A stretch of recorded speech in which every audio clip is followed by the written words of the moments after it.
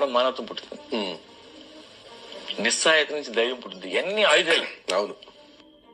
అందుకని అవన్నీ మంచితనం ఆయుధమే, దుర్మార్గం కూడా ఆయుధం. అంతే, రెండు వస్తాయి కదా. అది వాడేదాన్ని బట్టి ఉంటుంది, సో మనుషులను బట్టి ఉంటుంది. సో మేము ఎప్పుడు జంగిల్లో ఉన్నాం, జాగ్రత్తగా ఉన్నాను అంతే. నాకు చాలా ఆనందంగా ఉంది. ప్రాణం కంటే విలువైనది ఏదైనా ఉంటే అది ఫ్రీడమ్, స్వేచ్ఛ. అది లేదు అనేసరికి చాలా బాధగా ఉంటది. ఆ స్వేచ్ఛలో రిస్క్ తీసుకునే కెపాసిటీ ఉంటే మీరు ఏమైనా చేయొచ్చు. ఏదో మా ఇంట్లో ఏదో జరిగితే మా ఫాదరు అక్కడికి ఏదో మొక్కుకున్నాం, లేదంటే ఆ గుడికి వెళ్ళలేదు, అందుకనే మన ఇంట్లో అన్ని అనర్థాలు జరుగుతున్నాయని చెప్పారు.